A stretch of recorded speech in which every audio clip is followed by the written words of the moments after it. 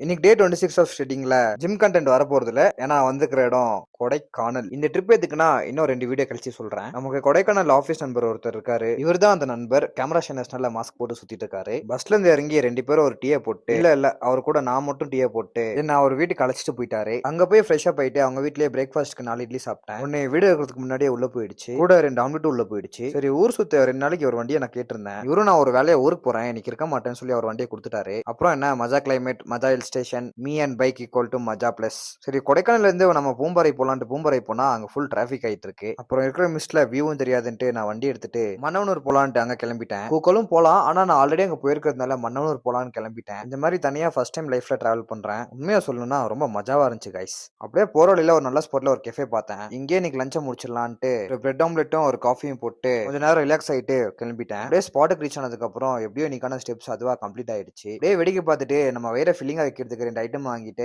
சாப்பிட்டு முடிச்சுட்டு ரிட்டர்ன் கிளம்புனா ரோடே தெரியல கைஸ். செம்ம மிஸ்ட். எப்படியோ அப்படி இப்படின்னு வண்டியை ஓட்டிட்டு நம்ம வில்பட்டியில ஹாஸ்டல் தான் புக் பண்ணியிருந்தேன். அங்க வந்து சேர்ந்துட்டேன். நம்ம ரூம்ல இருந்து பால்கனி வந்து வியூ பயங்கரமா இருக்கும். அது இருட்டுல தெரியல. நாளைக்கு வீடியோல கண்டிப்பா காட்டுறேன். நைட்டுக்கு டின்னருக்கு பர்கரும் டோன்ட் வரி ஃப்ரைஸை சாப்பிடல, சிக்கன் சாசேஜும் சாப்பிட்டு டின்னர் முடிச்சிட்டேன். இங்க நம்ம டயட்ல பொருந்துற மாதிரி எதுவும் கிடைக்கல. எப்படியோ ஆனாலும் நம்ம கேலரிஸ்ல பொருந்துற மாதிரி இன்னைக்கு சாப்பிட்டேன். சாப்பிட்டு முடிச்சுட்டு இங்க இருக்கிறவங்க இங்க படம் பார்க்கலாம். நாங்க பாதி படத்தை பார்த்துட்டு ரொம்ப டயர்ட் அண்ட் ஸ்லீப்பியா இருந்ததுனால ஒரு வே புரோட்டீனை போட்டு தூங்கிட்டேன் கைஸ்.